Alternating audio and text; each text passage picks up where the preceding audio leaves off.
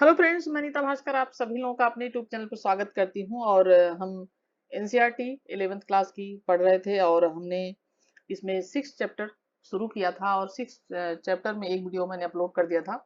और ये हमारा नेक्स्ट शुरू होगा दूसरा वर्ग अभिजात वर्ग। इससे पहले हमने ये 3 वर्ग हमारा चल रहा था और 3 वर्ग में हमने काफी चीजें कंप्लीट कर ली थी और 2 वर्ग हमने कंप्लीट, पहला वर्ग कंप्लीट कर लिया था और ये दूसरा वर्ग अभिजात वर्ग। तो यहाँ से आज हम शुरू करेंगे और वीडियो पसंद आए तो लाइक शेयर कमेंट जरूर करिएगा और चैनल पे नए हैं तो चैनल को सब्सक्राइब जरूर कर लें, बेल आइकन जरूर प्रेस कर लें जिससे नई वीडियो की नोटिफिकेशन भी आपको मिलती रहे। इसके अलावा क्वेश्चन आंसर की जो वीडियो अपलोड कर रहे हैं हिस्ट्री की वो भी जरूर देखें, इंपॉर्टेंट क्वेश्चन है। और पहले की वीडियो नहीं देखी प्ले लिस्ट में जरूर जाएं और वीडियो अपलोड देखें। तो चलिए शुरू करते हैं दूसरा वर्ग अभिजात वर्ग। तो पादरियों ने स्वयं को प्रथम वर्ग में तथा अभिजात वर्ग को क्या किया था, दूसरे वर्ग में रखा था। पहले को क्या किया था, स्वयं को यानी खुद को उन्होंने प्रथम वर्ग में रखा था और जो अभिजात वर्ग था उसको उन्होंने दूसरे वर्ग में रखा था, सेकंड वर्ग में। परंतु वास्तव में सामाजिक प्रक्रिया में अभिजात वर्ग की महत्वपूर्ण भूमिका थी। ऐसा भूमि पर उनके नियंत्रण के कारण था और यह वैसे लेज नामक एक प्रथा के विकास के कारण हुआ। फ्रांस के शासकों का लोगों से जुड़ाव एक प्रथा के कारण था। जो फ्रांस के शासक थे उनका लोगों से जुड़ाव एक प्रथा के कारण था जिसे क्या कहते थे, वैसलेज कहते थे। ठीक है, क्या कहते थे, वैसलेज कहते थे इसे। ठीक है, और यह प्रथा जर्मन मूल के लोगों जिनमें से फ्रैंक लोग भी एक थे में समान रूप से विद्यमान थी। बड़े भूस्वामी और अभिजात वर्ग राजा के अधीन होते थे जबकि कृषक भूस्वामियों के अधीन होते थे। अभिजात वर्ग राजा को अपना स्वामी शाब्दिक अर्थ और अंग्रेजी का सीनियर एक तरीके से मान लेता था और वे आपस में वचनबद्ध होते थे। ठीक है, शेन्योर लार्ड लार्ड एक ऐसे शब्द से निकला है जिसका अर्थ था रोटी देने वाला, दास। ठीक है, दास की रक्षा करता था और बदले में वह उसके प्रति निष्ठावान रहता था। इन संबंधों में व्यापक रीति रिवाजों और शब्दों का विनिमय शामिल था, यानी व्यापक रीति रिवाज थे ऊपर आपस में उनका विनिमय शामिल था। और चर्च में बाइबल की शपथ लेकर जो है की जाती थी और इस समारोह में दास को उस भूमि के प्रतीक के रूप में जो कि उसके मालिक द्वारा एक लिखित अधिकार पत्र या एक छड़ी या केवल एक मिट्टी का डला डाल दिया जाता था। ठीक है, और अभिजात वर्ग की एक विशेष हैसियत थी, उसकी अपनी संपदा पर अस्थायी तौर पर पूर्ण नियंत्रण था। वह अपनी सैन्य क्षमता बढ़ा सकते थे जो सामंती सेना क्या कहते हैं इसे, सामंती सेना कहलाती थी। वे अपना स्वयं का न्यायालय लगा सकते थे। ठीक है, और यहाँ तक कि अपनी मुद्रा भी वो प्रचलित कर सकते थे। ठीक है, वे अपनी भूमि पर यानी जो उनकी भूमि होती थी उस पर बसे सभी व्यक्तियों के मालिक होते थे। ठीक है, और विस्तृत क्षेत्र के वे स्वामी भी होते थे जिसमें उनके घर, उनके निजी खेत जो होते थे, जोत और चारागाह होता था और आसामी कृषकों के घर और खेत भी होते थे। उनका घर क्या कहलाता था, मेनर कहलाता था। क्या कहलाता था, मेनर कहलाता था। उसकी व्यक्तिगत भूमि कृषकों द्वारा जोती जाती। जैसे एक पॉइंट है, ये जरूर नोट करें कि उनका ये मेनर किसे कहते थे, वैसलिस किसे कहते थे, क्योंकि इसी तरीके से क्वेश्चन बनाए जाते हैं। और उनकी व्यक्तिगत भूमि कृषकों द्वारा जोती जाती थी जिनको आवश्यकता पड़ने पर युद्ध के समय पैदल सैनिकों के रूप में उन्हें कार्य करना पड़ता था और साथ ही साथ अपने खेतों पर भी काम करना पड़ता था। ठीक है, और मेनर की जागीर, तो लार्ड का अपना मेनर भवन होता था। जो लार्ड होता तो वह गांव पर नियंत्रण भी रखता था। कुछ लार्ड अनेक गांव के मालिक भी होते थे और किसी छोटे मेनर की जागीर में दर्जन भर और बड़ी जागीर में 50 या 60 परिवार भी हो सकते थे और प्रतिदिन के उपभोग की प्रत्येक वस्तु जो होती थी वो जागीर पर मिलती थी। अनाज खेतों में उगाए जाते थे। लोहार और बढ़ई लाड़ के औजारों की देखभाल और हथियारों की मरम्मत करते थे जबकि राजमिस्त्री उनकी इमारतों की देखभाल करते थे। औरतें वस्त्र कातती बुनती थी और बच्चे लाड़ की मदिरा संपीडक में कार्य करते थे। ठीक है, और जागीर जो होते थे, जागीरों में विस्तृत अरण्य भूमि और उनमें वन भी होते थे जहां लाड़ क्या करते थे, उसमें शिकार करते थे और उनके यहाँ चारागाह भी होते थे जहां उनके पशु और घोड़े भी उसमें चरते थे। और वहां पर एक चर्च और सुरक्षा के लिए एक दुर्ग भी होता था उनकी सुरक्षा के लिए। ठीक है, 13वीं सदी के इंग्लैंड की एक मेगर की जागीर, ये सार्वजनिक सड़क, चारागाह, ये सारी चीजें इसमें है।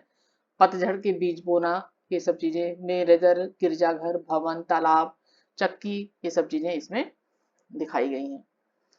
13वीं सदी से कुछ दुर्गों का बड़ा बनाया जाने वाला, जिससे वे नाइट के परिवार का निवास स्थान बन सके। और वास्तव में इंग्लैंड में नॉर्मन विजय से पहले दुर्गों की कोई जानकारी भी नहीं थी, और इनका विकास सामंत प्रथा के तहत राजनीतिक प्रशासन और सैन्य शक्ति के केंद्रों के रूप में हुआ था। और मेनर कभी भी आत्मनिर्भर नहीं हो सकते थे, क्योंकि उन्हें नमक, चक्की का पाट और धातु के बर्तन बाहर के स्रोतों से ही उन्हें प्राप्त करना होता था। ऐसे लार्ड जो विलासी जीवन बिताना चाहते थे और महंगे महंगे साजो सामान, वाद्य यंत्र और आभूषण खरीदना चाहते थे, वे स्थानीय जगहों पर उपलब्ध नहीं होते थे, और ऐसी चीजों को उन्हें दूसरे स्थानों से प्राप्त करना पड़ता था। ठीक है। और जैसे क्रियाकलाप 1, विभिन्न मानकों जैसे व्यवसाय, भाषा, धन और शिक्षा पर आधारित श्रेणीबद्ध सामाजिक ढांचे की चर्चा कीजिए। मध्यकालीन फ्रांस की तुलना मेसोपोटामिया और रोमन साम्राज्य से करें। नाइट, 9वीं सदी से यूरोप में स्थानीय युद्ध प्राय होते रहते थे। शौकिया कृषक सैनिक पर्याप्त नहीं थे, और कुशल अश्वसेना है, यानी घोड़ों की सेना जो थी आवश्यकता थी। इसने एक नए वर्ग को बढ़ावा दिया जो नाइट्स कहलाते थे। ठीक है, एक नया वर्ग नाइट। वे लार्ड से उसी प्रकार संबद्ध थे जिस प्रकार लार्ड राजा से संबद्ध था। लार्ड ने नाइट को भूमि का एक भाग, जिसे क्या कहा जाता था, फीफ कहा गया, दिया, और उसकी रक्षा करने का वचन भी दिया। फीफ को उत्तराधिकार में पाया जा सकता था, और यह 1000 से 2000 एकड़ था, और उससे अधिक में फैली हुई भी हो सकती थी, जिसमें नाइट और उसके परिवार के लिए एक पंचक्की और मदिरा संपीडक के अतिरिक्त उसके परिवार के लिए घर, चर्च और उस पर निर्भर व्यक्तियों के रहने की व्यवस्था भी शामिल थी। सामंती मेनर की तरफ हीप की भूमि को कृषक जोतते थे। बदले में नाइट अपने लार्ड को एक निश्चित रकम देता था, और युद्ध में उसकी तरफ से लड़ने का वचन देता था। अपनी सैन्य योग्यताओं को रखने के लिए नाइट प्रतिदिन अपना समय बाढ़ बनाने, घेराबंदी करने और पुतलों से रण कौशल एवं अपने बचाव का अभ्यास करने में निकालते थे। नाइट अपनी सेवाएं अन्य लार्डों को भी दे सकता था, पर उसकी सर्वप्रथम निष्ठा अपने लार्ड के लिए होती थी। क्योंकि सर्वप्रथम जो निष्ठा थी वो क्या होती थी, अपने लार्ड के लिए होती थी। 12वीं सदी से गायक फ्रांस के मेनरों में वीर राजाओं, नाइट्स की वीरता की कहानियां गीतों के रूप में सुनाते हुए घूमते रहते थे। मेनरों में क्या होता, वीर राजाओं, और जो नाइट्स की वीरता की कहानी थी वो लोग सो जो है गायक सो वो सुनाते रहते थे। अंततः ऐतिहासिक और अंशतः काल्पनिक होती थी, ऐतिहासिक भी होती थी लेकिन काल्पनिक भी होती थी। और उस काल में जब बहुत अधिक संख्या में पढ़े लिखे लोग क्या थे उस समय नहीं हुआ करते थे, और पांडुलिपियां भी उस समय अधिक नहीं थी। एक घुमक्कड़ चारण बहुत प्रसिद्ध थे, और एक मेनर भवनों के मुख्य कक्ष के ऊपर एक संकरा छज्जा होता था, जहां मेनर के लोग भोजन के लिए एकत्र होते थे। और यह एक गायक दीर्घा होती थी जो संगीतज्ञ द्वारा अभिजात वर्ग के लोगों का भोजन करते वक्त मनोरंजन करने के लिए ये बनी होती थी। और अगर मेरे प्यारे लार्ड को काट दिया जाता है, उसकी तकदीर का मैं भागीदार बनूंगा। अगर वह लटका दिया जाता है तो मुझे उसके साथ लटका दें, और अगर उसे अग्नि दंड दे दिया जाता है तो मैं भी उसके साथ जल जाऊंगा, और अगर उसे डुबा दिया जाता है तो मुझे उसके साथ डुबा दिया जाए। 13वीं सदी में गाई जाने वाली फ्रांसीसी कविता डून दे मनाश जो नाइटों के साहस की याद दिलाती है। प्रथम वर्ग, पादरी वर्ग।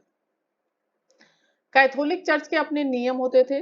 राजा द्वारा दी गई जो भूमि थी, जमीन था, जिससे वे कर यानी टैक्स उगा सकते थे, और इसलिए यह एक शक्तिशाली संस्था जो राजा पर निर्भर नहीं थी। पश्चिमी चर्च के अध्यक्ष पोप थे जो रोम में रहते थे। यूरोप में ईसाई समाज का मार्गदर्शन बिशपों तथा पादरियों द्वारा किया जाता था, जो प्रथम वर्ग के अंग थे। अधिकतर गांव में अपने चर्च हुआ करते थे, जहां पर प्रत्येक रविवार को लोग पादरी के धर्मोपदेश सुनने तथा सामूहिक प्रार्थना करने के लिए इकट्ठा होते थे। ठीक है।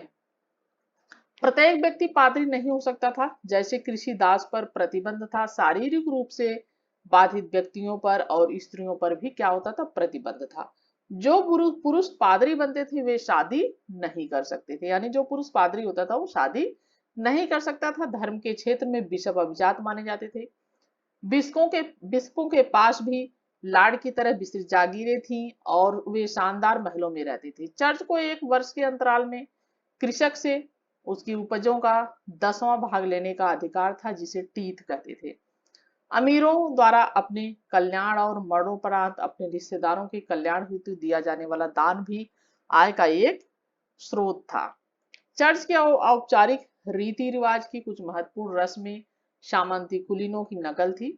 प्रार्थना करते वक्त हाथ जोड़कर और सिर झुकाकर घुटनों के बल झुकना नाइट द्वारा अपने वरिष्ठ लाड के प्रति वफादारी की शपथ लेते वक्त अपनाए गए तरीकों की क्या थी, एक नकल हुआ करती थी।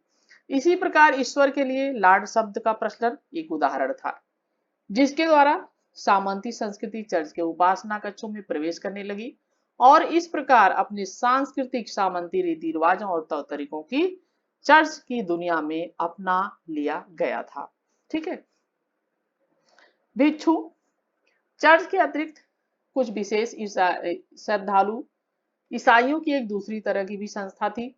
कुछ अधिक अत्यधिक धार्मिक व्यक्ति पादरियों के विपरीत जो लोगों के बीच में नगरों और गांव में रहते थे, एकांत जिंदगी जीना पसंद करते थे और धार्मिक समुदाय में रहते थे, जिन्हें एबी या मैनेस्ट्री का मठ कहते थे, और जो अधिकतर मनुष्य की आम आबादी से बहुत दूर होते थे, यानी जो आम आबादी होती थी मनुष्य की उससे दूर होते थे। दो सबसे अधिक प्रसिद्ध मठों में एक मठ 529 में इटली में स्थापित सेंट बेनेडिक्ट और था, और दूसरा 910 में बरगंडी में स्थापित क्लूनी, ठीक है, था। भिक्षु अपना सारा जीवन आंबे में रहने और समय प्रार्थना करे, अध्ययन और कृषि जैसे शारीरिक श्रम में लगाने का व्रत लेता था। पादरी कार्य के विपरीत भिक्षु की जिंदगी पुरुष और स्त्रियां दोनों भी अपना सकते थे, यानी भिक्षु की जो जिंदगी थी वो पुरुष भी अपना सकता था और स्त्रियां भी अपना सकती थी। ऐसे पुरुषों को मोक तथा स्त्रियां नन कहलाती थी। कुछ आबों को छोड़कर ज्यादातर में एक ही लिंग के व्यक्ति रह सकते थे। पुरुषों और महिलाओं के लिए अलग अलग आबे हुआ करते थे। पादरियों की तरह भिक्षु और भिक्षुणियां भी विवाह नहीं कर सकते थे, चाहे भिक्षुणियां हो या भिक्षु, ये भी विवाह नहीं कर सकते थे। ठीक है।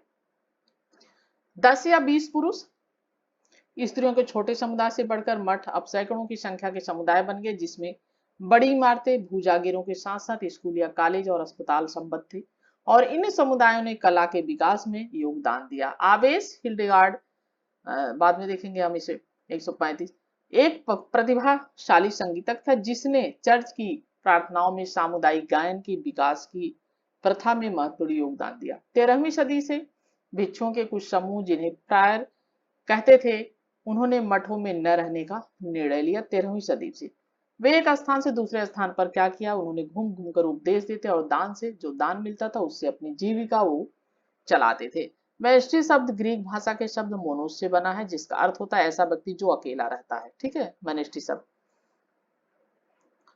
और ये देख सकते हैं आप, इंग्लैंड के फार्नबरो में सेंट माइकल बेनेडिक्ट आबे, ये देख सकते हैं कितना खूबसूरत है। बेनेडिक्ट मठों में भिक्षुओं के लिए एक हस्तलिखित पुस्तक होती थी जिसमें नियमों के 73 यानी 73 अध्याय थे, और इसका पालन भिक्षुओं द्वारा कई सदियों तक किया जाता रहा है। और इस पुस्तक के कुछ नियम इस प्रकार हैं। अध्याय 6, भिक्षुओं को बोलने की आज्ञा कभी कभी ही दी जानी चाहिए। अध्याय 7 है कि विनम्रता का अर्थ है आज्ञा का पालन करना। अध्याय 33 है किसी भी भिक्षु को निजी संपत्ति नहीं रखनी चाहिए। अध्याय 47, आलस्य आत्मा का शत्रु, आलस्य नहीं करना चाहिए, इसलिए भिक्षु और भिक्षुणियों को निश्चित समय में शारीरिक श्रम और जो निश्चित घंटे होते थे उसमें पवित्र पाठ करना चाहिए। अध्याय 48 में इस मठ इस प्रकार बनाने चाहिए कि आवश्यकता की समस्त वस्तुएं, जल चक्की, उद्यान, कार्यशाला सभी उसकी सीमा के अंदर हों। ठीक है। पांडुलिपि पर कार्य करते हुए एक बेनिक्टिन भिक्षु का कास्ट चित्र है, ये आप चित्र देख सकते हैं कार्य करते हुए। ठीक है। और 14वीं सदी तक आते आते मठवाद के महत्व और उद्देश्यों के बारे में कुछ शंकाएं व्याप्त होने लगी, और इंग्लैंड में लेग्नेन की कविता पियर्स प्लाउमैन 1360 से 70 में कुछ भिक्षुओं के आरामदायक और विलासतापूर्ण जीवन की साधारण कृषकों, गडरिया जो होते थे और गरीब मजदूरों के विशुद्ध विश्वास से तुलना की गई है। और इंग्लैंड में भी चांसर ने कैटरबरी टेल्स लिखी, और हम इसका उद्धरण देखेंगे नीचे बॉक्स पे, जिसमें भिक्षुड़ी, भिक्षु और प्राय हास्यावाद इसका चित्रण किया गया है। नेक्स्ट हमारा टॉपिक होगा चर्च और समाज। वर्ग 3 में हम नेक्स्ट टॉपिक पढ़ेंगे चर्च और समाज। और आशा करती हूँ कि वीडियो पसंद आई होगी, आपके लिए हेल्पफुल साबित होगी। और नेक्स्ट वीडियो में फिर मिलते हैं। Thank you for watching video.